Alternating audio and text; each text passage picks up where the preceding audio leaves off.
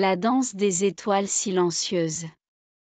Au cœur d'une vaste plaine, loin des lumières et des bruits des grandes villes, se dressait un observatoire abandonné. L'endroit, bien que délaissé depuis des années, conservait une atmosphère mystique, presque magique. On disait que, certains soirs, le ciel autour de cet observatoire s'animait d'une manière que nulle autre partie du monde ne pouvait reproduire. Élise, une astronome passionnée, avait entendu parler de cet endroit lors d'un vieux séminaire. Fascinée par cette légende, elle décida de s'y rendre pour une nuit. Son espoir ? Voir de ses propres yeux ce phénomène céleste tant décrit.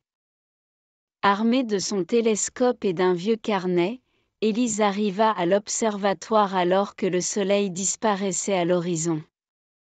Le silence était absolu, seulement perturbé par le doux chant des grillons. Elle installa son équipement et attendit. L'heure bleue laissa place à la nuit noire. Et c'est alors que le spectacle commença. Les étoiles se mirent à scintiller avec une intensité qu'Élise n'avait jamais vue.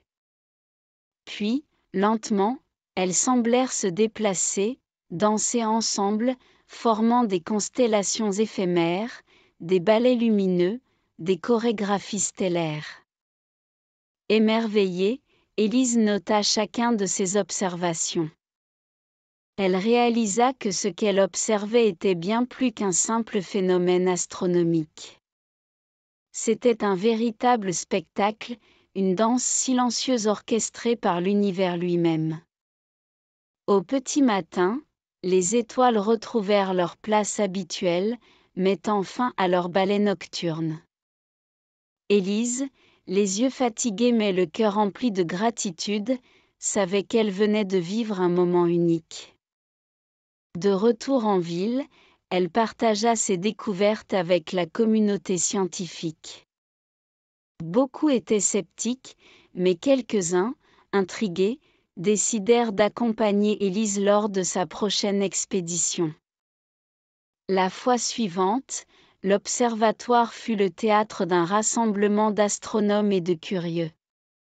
Tous attendaient avec impatience le début du spectacle. Et ils ne furent pas déçus. La danse des étoiles silencieuses se reproduisit, encore plus belle et envoûtante. Le site devint rapidement une attraction, attirant des visiteurs du monde entier. Des soirées d'observation étaient organisées, et chacun venait avec l'espoir d'assister à la danse magique des étoiles. Mais au-delà du spectacle, c'était le sentiment d'unité, de connexion à l'univers, que les gens venaient chercher. Sous le ciel étoilé, les différences s'estompaient, les soucis s'évanouissaient. Tous étaient unis dans l'admiration et la contemplation. Élise, au centre de tout cela, continuait ses recherches, cherchant à comprendre le pourquoi de ce phénomène. Mais au fond d'elle, elle savait que certaines choses n'étaient pas faites pour être comprises, mais simplement pour être admirées. Chaque soir, alors que les étoiles commençaient leur danse silencieuse, Élise levait les yeux vers le ciel, remerciant l'univers pour ce cadeau, cette leçon d'humilité et de beauté. La forêt des murmures. À l'orée d'une vallée isolée s'étendait une forêt dense et verdoyante, réputée pour ses arbres majestueux et ses clairières emplies de fleurs sauvages. Cependant, ce n'était pas sa beauté qui la rendait célèbre, mais le mystère qu'elle renfermait.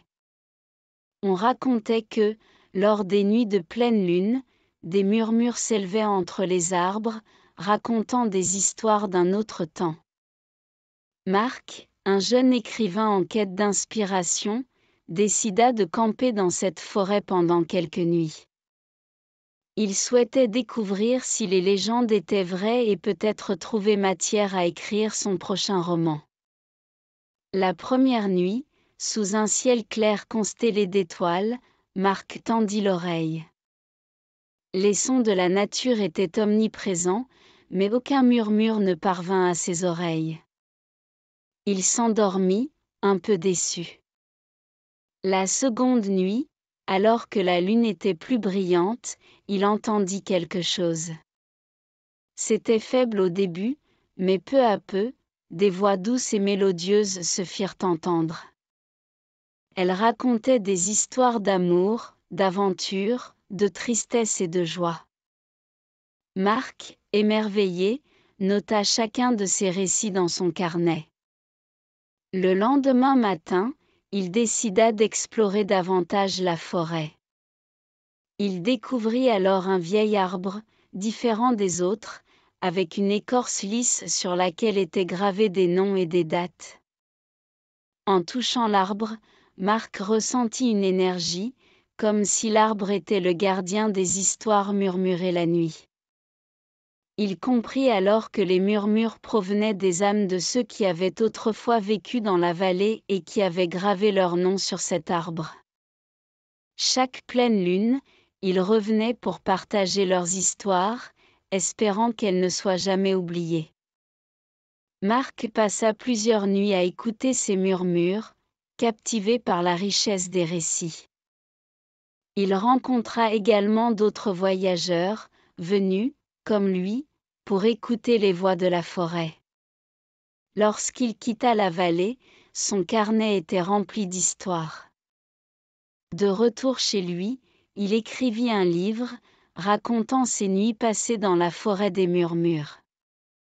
L'ouvrage devint rapidement un best-seller, et des gens du monde entier vinrent visiter la forêt, espérant entendre les voix du passé.